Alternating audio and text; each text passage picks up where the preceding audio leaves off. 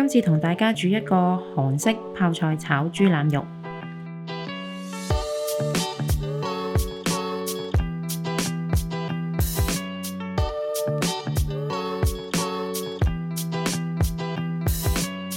首先洗乾淨豬腩肉，印乾水分，切小件。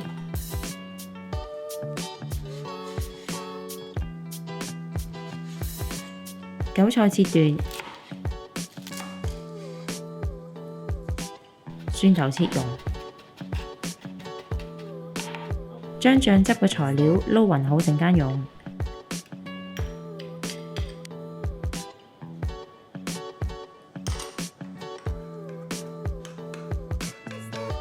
凍鑊落油，開中火燒熱鑊，先爆香豬腩肉，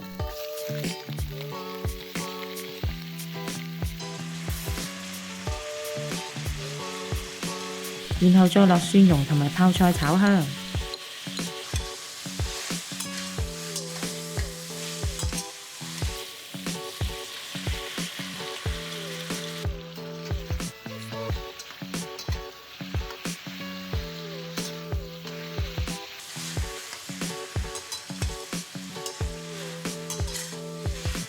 跟住就落之前撈好嘅醬料一齊炒勻，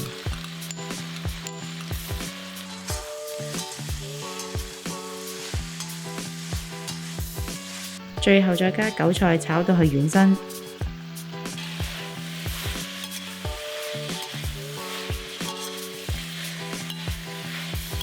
熄火，撒上白芝麻同埋麻油。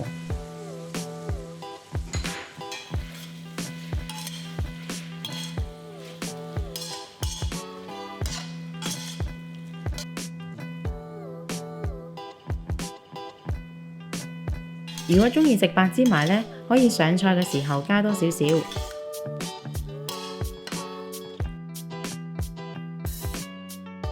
鍾意我哋條影片嘅朋友可以 Like、Subscribe、Share， 同埋記得撳着個鐘仔，可以第一時間收到我哋嘅最新資訊同埋影片。